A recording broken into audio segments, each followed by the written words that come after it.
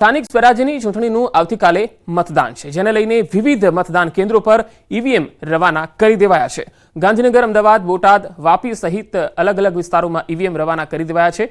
ગાંધીનગર તાલુકા પંચાયત માટે 224 મતદાન મથકો પર 224 ઈવીએમ પર મતદાન થવાનું છે, જેમાં સ્થાનિક સ્વરાજ્યની ચૂંટણીઓમાં 5085 ઉમેદવારો મેદાને છે, જ્યારે જૂનાગઢ મહાનગરપાલિકાના 15 વોર્ડની 60 બેઠકો માટે 157 ઉમેદવારો મેદાનમાં છે। જૂનાગઢ મનપા કુલ 237 લોકો ઉમેદવારી કરી હતી, જેમાં 9 ઉમેદવારો બિનહરીફ જાહેર થયા છે। 66 નગરપાલિકાની 461 વોર્ડની 1844 બેઠકો માટે 5096 ઉમેદવારો મેદાનમાં છે, જેમાં 66 નગરપાલિકાઓમાંથી 167 બેઠકો બિનહરીફ જાહેર કરી દેવામાં આવી। રાજ્યની 21 નગરપાલિકામાં બેઠકમાં પેટા ચૂંટણી છે, જેમાં 2 બેઠકો બિનહરીફ થવાથી 45 ઉમેદવારો મેદાનમાં છે, જ્યારે કટલાલ, કપડવંજ અને ગાંધીનગર તાલુકા પંચાયતની પણ ચૂંટણી છે, જેમાં રાજ્યની 3 તાલુકા પંચાયતની ચૂંટણીમાં 78 બેઠકો માટે 240 દાવેદારોએ ફોર્મ ભર્યા છે। 3 તાલુકા પંચાયતના 178 દાવેદારો વચ્ચે ચૂંટણીનો જંગ જામશે। આવતીકાલે મતદાન છે, 18 ફેબ્રુઆરીએ પરિણામ આવશે।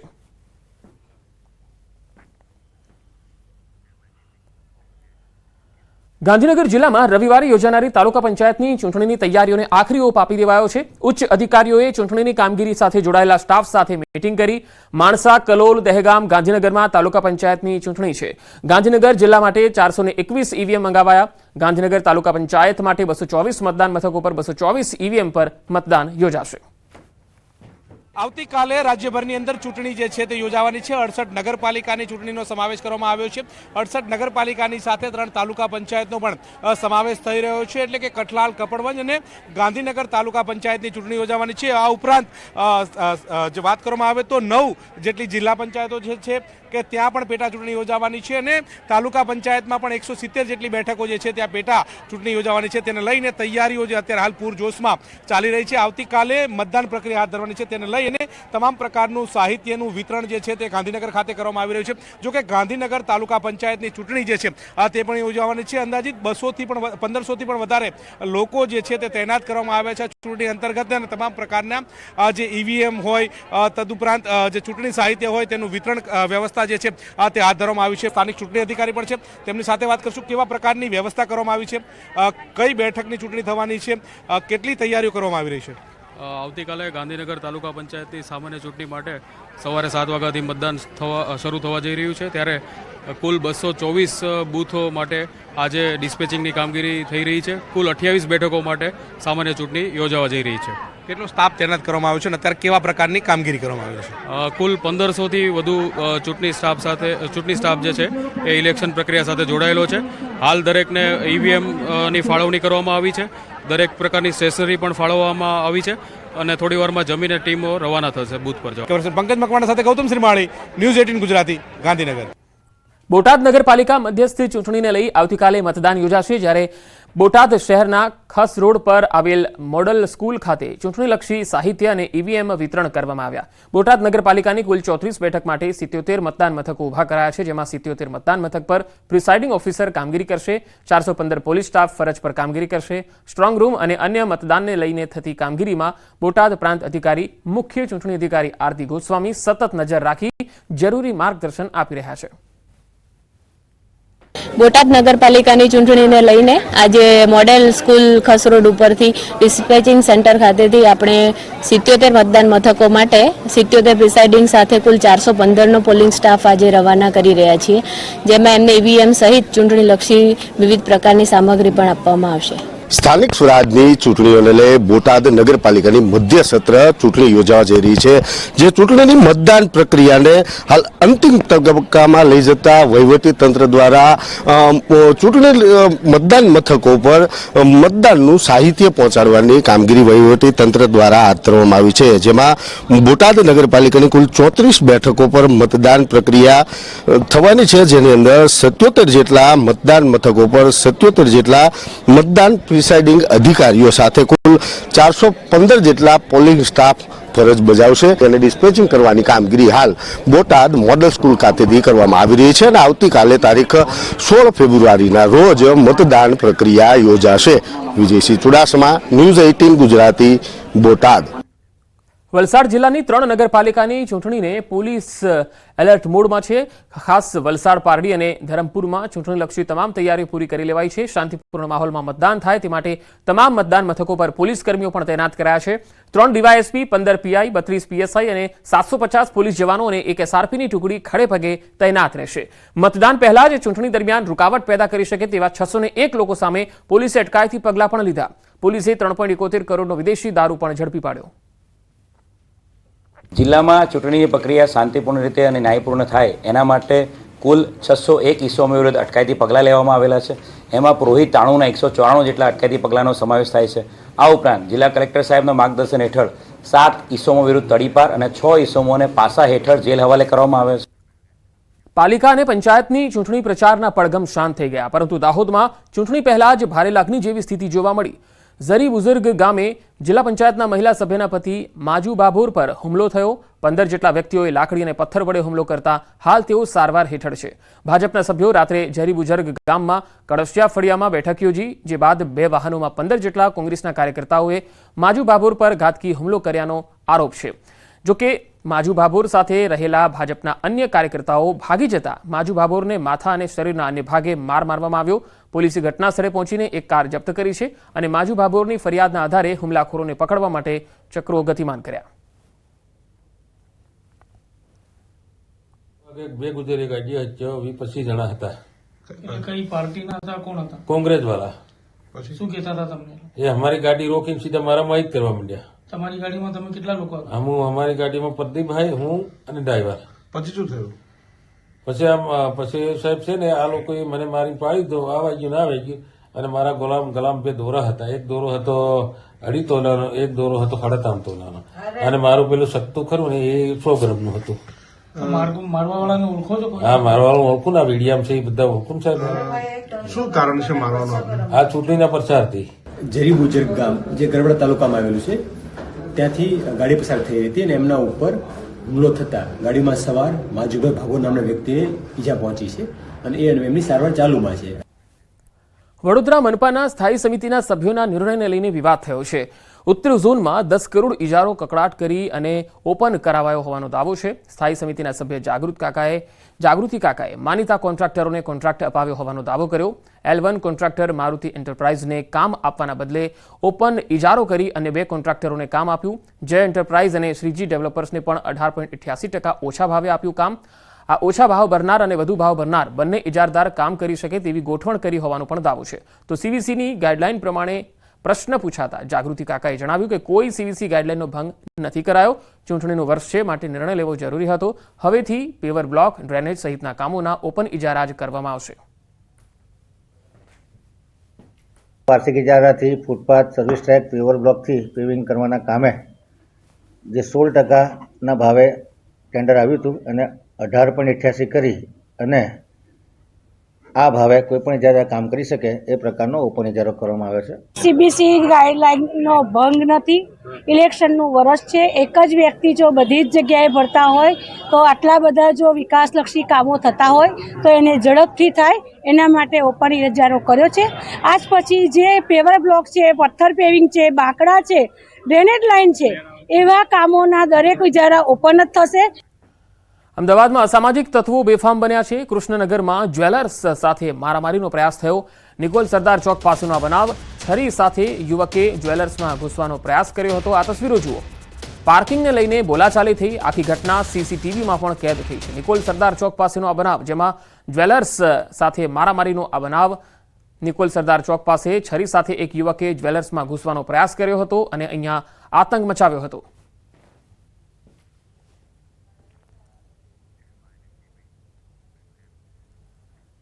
રાજકોટમાં પેંડા ગેંગના સભ્ય પરેશ બળદા પર ફાયરિંગ કરાયું. ગોંડલ ચોકડી પાસે આવેલ પુનિતનગરમાં આ બનાવ બન્યો. જંગલેશ્વરના તોસીફ અને સોહેલ નામના વ્યક્તિઓ દ્વારા ફાયરિંગ કરવામાં આવ્યું, જેમાં પરેશને પગના ભાગે ગોળી વાગી હતી. જૂની અદાવતમાં ફાયરિંગ કરવામાં આવ્યું હોવાનું કારણ સામે આવ્યું. બનાવ સંદર્ભે પોલીસ ઘટના સ્થળે દોડી આવી. ઇજાગ્રસ્તને હોસ્પિટલમાં ખસેડવામાં આવ્યો. પોલીસે ફરિયાદ નોંધવા સહિતની તજવીજ હાથ ધરી છે.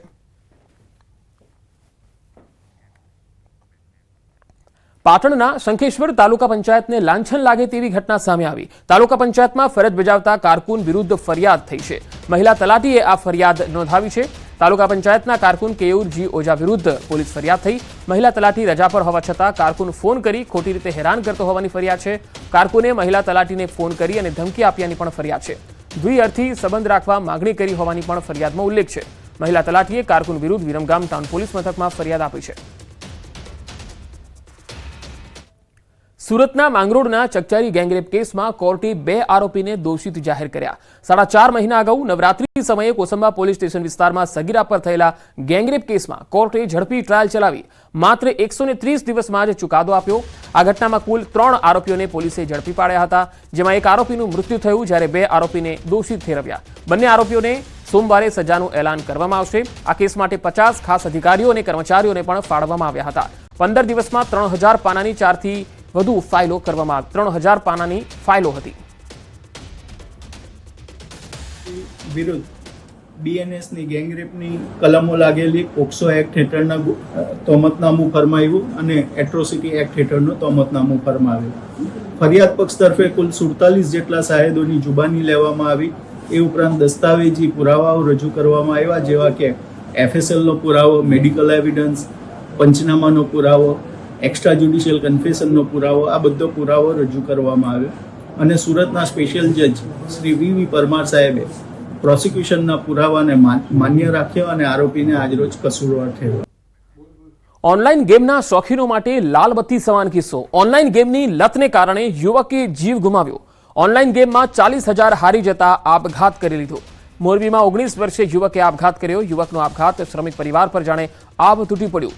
જુબી લુડો નામની ઓનલાઈન ગેમિંગ એપમાં 40,000 હારી ગયો હતો યુવક.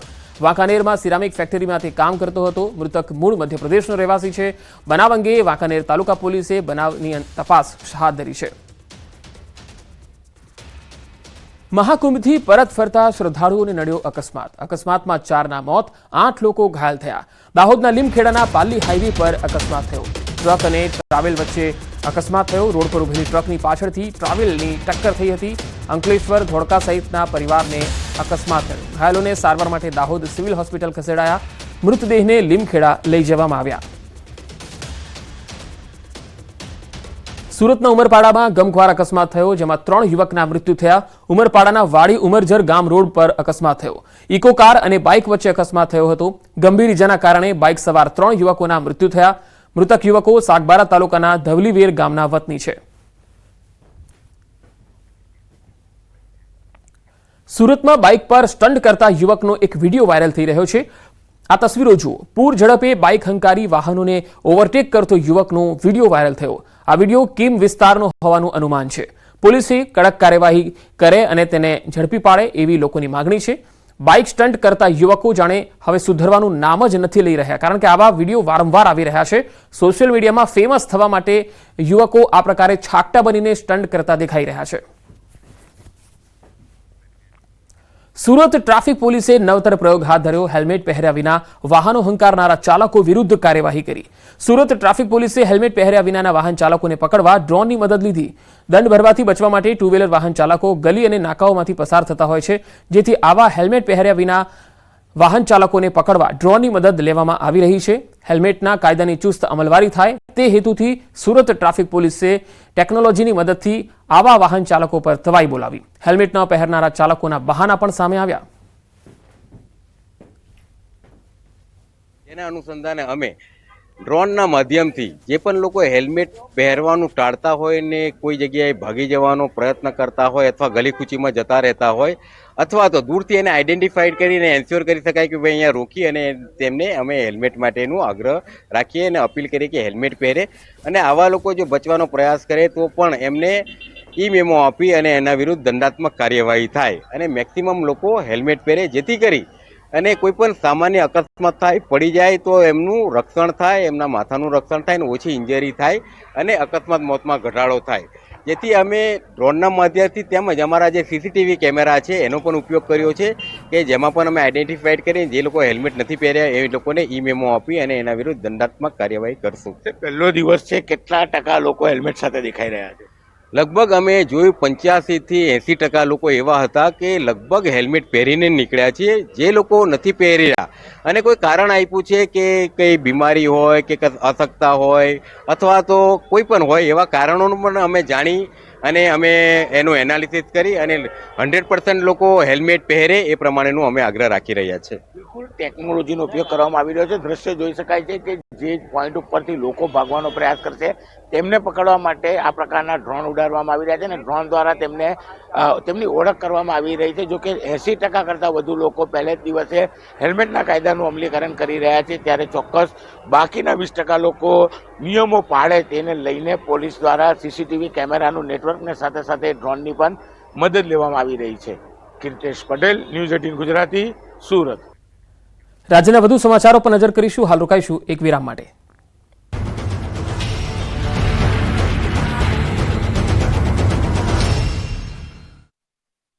મુથુટ ફાઇનાન્સ પ્રસ્તુત કરે છે ગોલ્ડ લોન મેળો.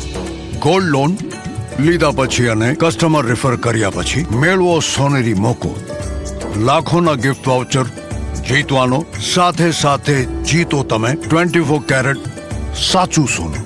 ગોલ્ડ લોન લેવા માટે આજે જ મુથુટ ફાઇનાન્સની બ્રાન્ચમાં જાઓ અથવા કોલ કરો 1-800-313-1212.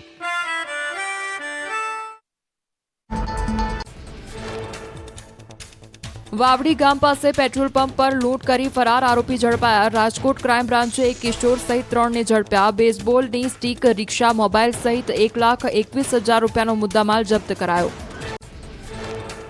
મોરબીમાં તસ્કરે મંદિરને બનાવ્યું નિશાન. હનુમાનજીને પ્રણામ કર્યા બાદ આપ્યો ચોરીને અંજામ. મંદિરમાં મુકુટ અને ચાંદીની ચોરી સીસીટીવીમાં કેદ.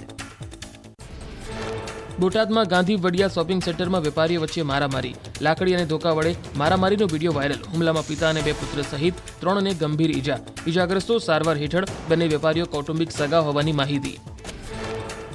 અમદાવાદમાં પોલીસ પર હુમલો કરનાર 6 આરોપીઓ પર ગુજસટોકનો ગુનો દાખલ. રખિયાલમાં લુખ્ખા તત્વોએ તલવાર સાથે આતંક મચાવી પોલીસ સાથે કરી હતી બબાલ. ઘાતક હથિયારો સાથેનો વિડીયો પણ થયો હતો વાયરલ. દાહોદના ગરબાડામાં બસમાં બબાલ થઈ. 3 લોકોએ બસ ડ્રાઈવરને માર માર્યો. બસમાં જગ્યા ન હોવાથી થઈ બબાલ. ડ્રાઈવરે બસમાં ચડવાની ના પાડતા માથાકૂટ. ઉત્તર પ્રદેશના બલિયામાં માર્ગ અકસ્માત સીસીટીવીમાં કેદ. રસ્તા પર ચાલી રહેલા વૃદ્ધને ટ્રેક્ટર અને ટ્રોલીએ ટક્કર મારી. ઘટના બાદ ટ્રેક્ટર ચાલક ફરાર. ગંભીર રીતે ઘાયલ વૃદ્ધનું સારવાર દરમિયાન મોત. હરિયાણાના યમુનાનગરમાં નશામાં ધૂત કાર ચાલકનો અકસ્માત. ઘટનાના ભયાનક સીસીટીવી સામે આવ્યા. તેજ રફતાર સાથે દોડતી કાર દિવાલ સાથે અથડાઈને પલટી. રસ્તા પર પાર્ક કરેલી બાઇકને ભારે નુકસાન. ભારે જહેમત બાદ 2 યુવકોને કારમાંથી બહાર કઢાયા. કન્યાકુમારીના કરુંગલ નજીક ડમ્પરનો અકસ્માત સીસીટીવીમાં કેદ થયો. તેજ ગતિએ આવતું ડમ્પર વીજપોલ સાથે અથડાયું. સદનસીબે રસ્તા પર અન્ય વાહનો ન હોવાના કારણે મોટી દુર્ઘટના ટળી. મધ્યપ્રદેશના જબલપુરમાં રીલના શોખીન બસ ડ્રાઈવરનો વિડીયો વાયરલ. બસ ચલાવતી વખતે જોઈ રહ્યો હતો રીલ. બસમાં 20 થી 25 મિનિટ.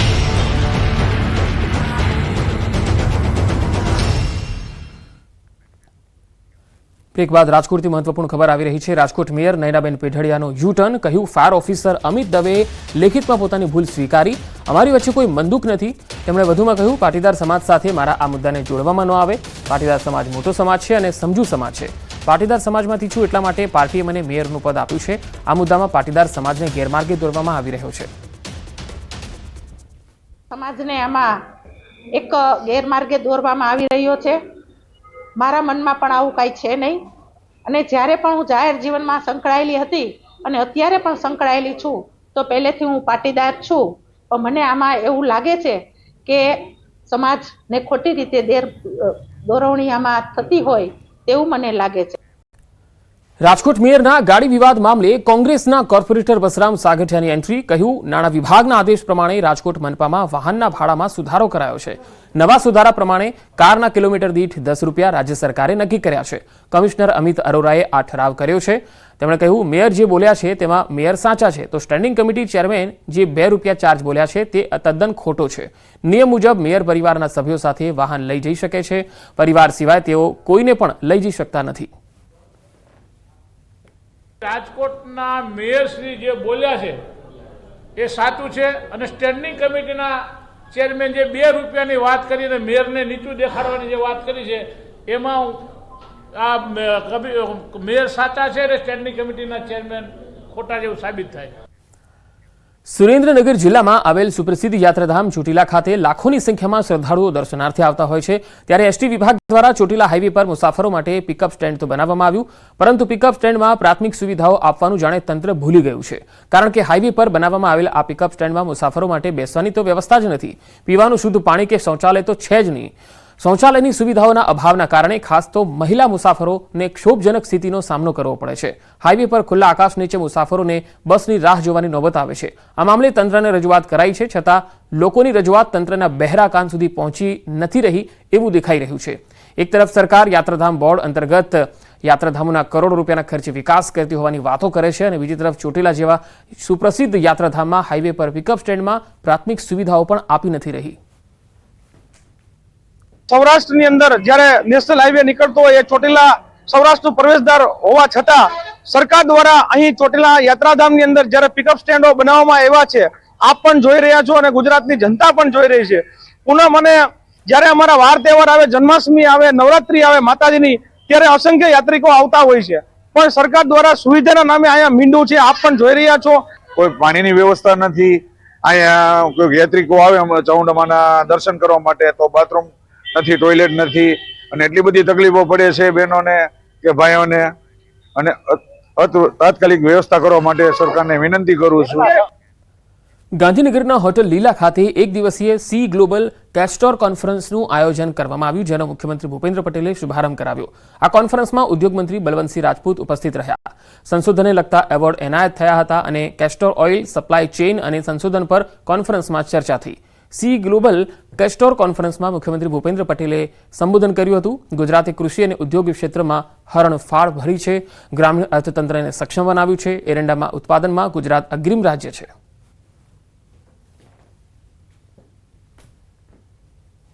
ઓગણીસો 63 કાર્યરત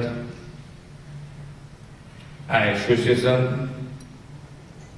875 સભ્યો અને લગભગ 30 મિલિયન ટન ક્ષમતા ધરાવતા 350 જેટલા પ્લાન્ટ કાર્યરત છે.